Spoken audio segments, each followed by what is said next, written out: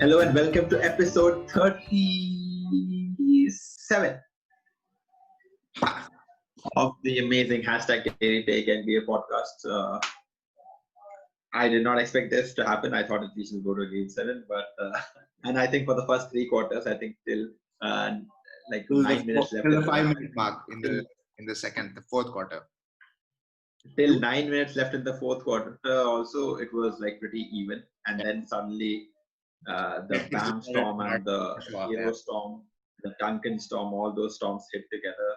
And yeah, I mean, the Miami Heat beat Boston Celtics 125-113. 32-14-5 from Bam Adebayo. He was the LeBron James in today's game. He's like, no, I will make sure we get to the top. We don't waste one good game. Amazing. Great performance. I think the finals are gonna start day after tomorrow. Today's Monday, Tuesday, Wednesday, Thursday. Yeah, I'm very excited. I mean, we'll talk about that later. But Miami Heat, fifth seed, beating the number one seed, and then now beating the fourth seed or something. Uh, they played amazingly well. Played to their strengths. Put up a wall of defense in front of all these opponents. What we all agree that Celtics had the better players, but what did you think made the difference? Is it just the right like the Celtics? In my opinion, the Celtics are very temperamental. Like when they were high, they were really high. When they were low, they were really low.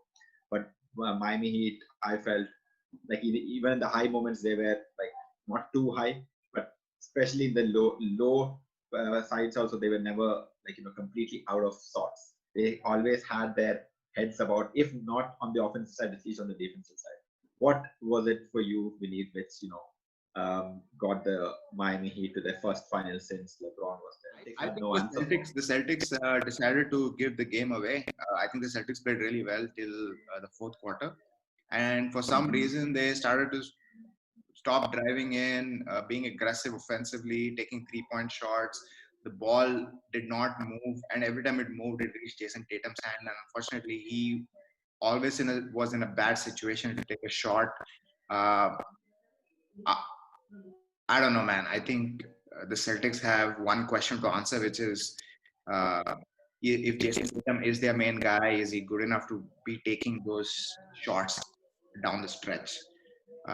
He took a lot of bad shots, but it's not his mistake. Like they were playing hot potato in the end, which was like, okay. And the ball never went to Jaylen Brown, who was the only other guy who ever, when he got the ball, was attacking the rim, which is what you should be doing, because you would either get a foul or you would get a and one. It was an easy thing, because I don't think the Miami Heat played that well. I think the Boston Celtics played much better uh, till the, I think, sixth or A seventh. spectacular collapse. Yeah, Till they forgot to run an offense. I got that feeling that I mean, as an OKC fan, you always, when you think of 2012 OKC, 2011 OKC, what they basically did was, with all their offensive arsenal, they're like, okay, here, Russ, you take the ball, you do something, we'll stand around and watch. Okay, KD, you take the ball, you do something, we'll stand around and watch. And Harden, you take something, you do. And because they were so athletic, like the lack of playmaking sort of never came. Like they were amazing playmakers in the open court, but put them in the half court, and it's sort of like, if my shot goes in today, that's a good day. Of course, Durant and Harden were amazing shot makers, but I feel that's the same sort of issue that the Celtics have. Like they play amazing, they are good one-on-one players, but they sort of have not figured out how to play using each other's talents as yes, like a backup. yes, and I think that's what Miami Heat does really well. They know exactly who is open, where they're open, Absolutely. what is Absolutely. somebody's strength, what is somebody's weakness, when should we give that person the ball.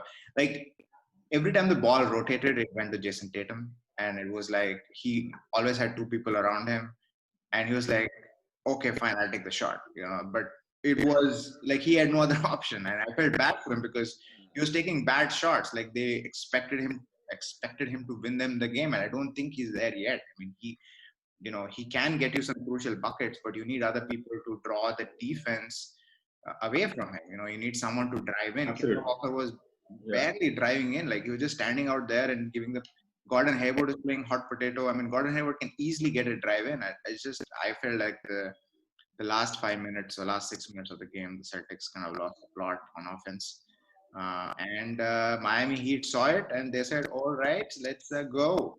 And Bam Adebayo, Let's go. Exactly. he forced it.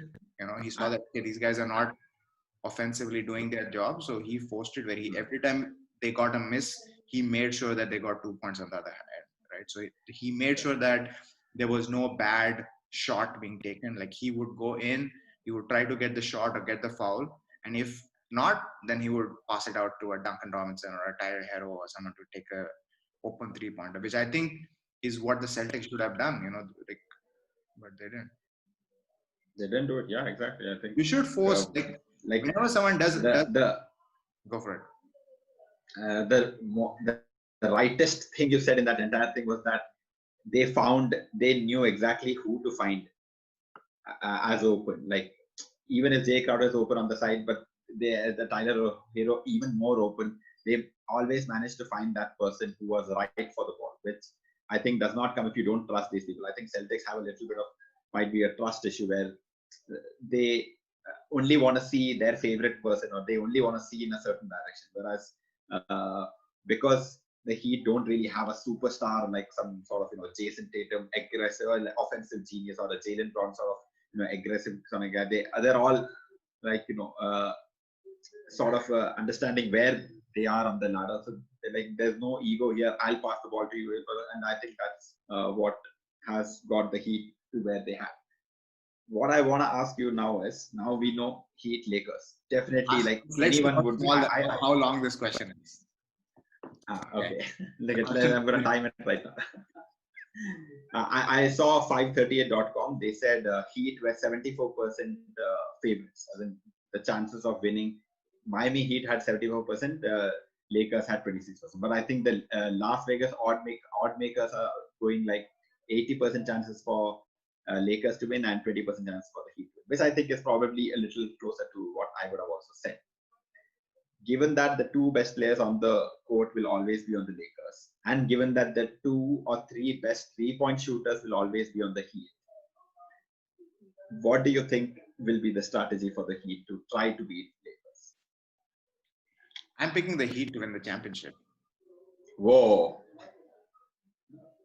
I'm picking against LeBron James. Probably the first time I'm picking against, obviously I had to pick the Spurs when they played LeBron, but yes. I think this is the first time I feel confident enough to pick another team. I don't. Given that it's not the Warriors. Yeah, Warriors. You didn't really have to pick. That team was a cheat code. Let's not. It was not an NBA team. I pick the Heat, man. I pick the Heat. Unless LeBron, like I said, the Heat win unless LeBron plays out of. No, so why are you picking the Heat is the question. Don't talk about why if LeBron does this now. Why are you picking it? Why do you feel it? A couple of reasons. One is I always think it's about matchups, right?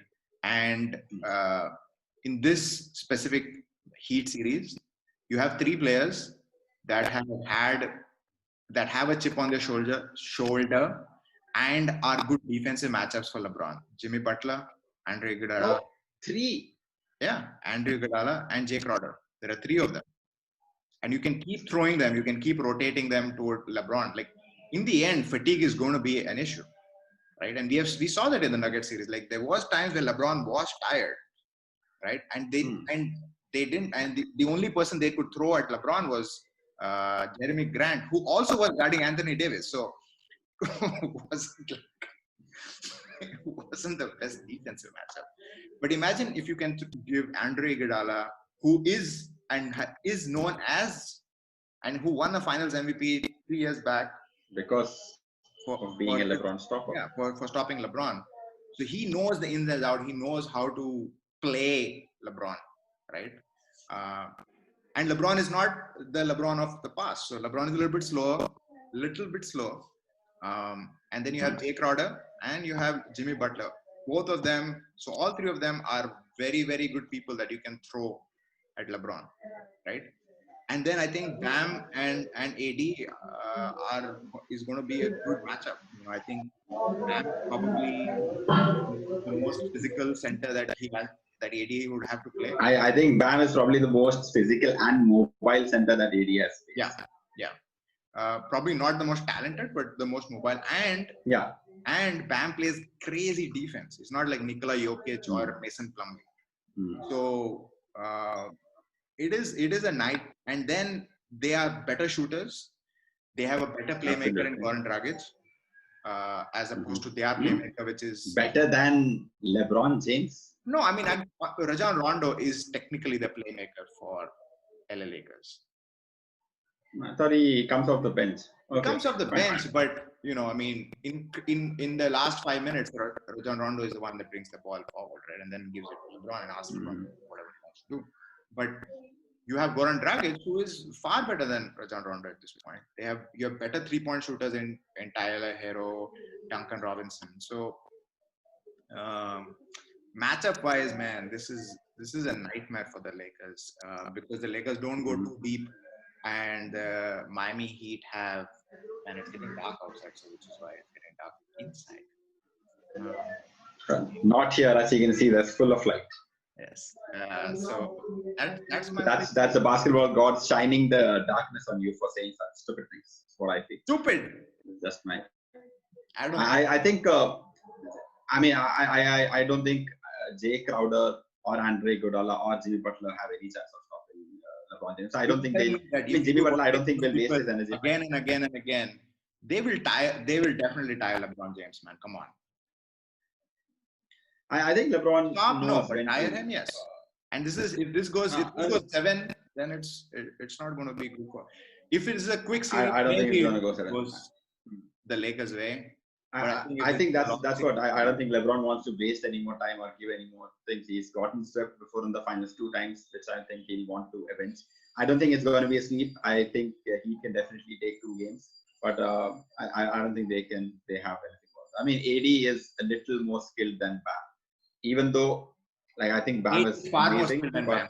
Let's not act like Bam is a fucking god. He's had a good year. No. I mean. You said little more skilled. No. AD is much more skilled than Bam. AD is far more offensively skilled, but defensively skilled. He has to be able to do those things. But I, like you said, Bam has that big body as well as he can move properly. Also, Bam has he has that chip on the shoulder. I got to do this. I got to prove myself. And sometimes that matters more than. I mean, Bam is going to be really important. I think Jimmy Butler.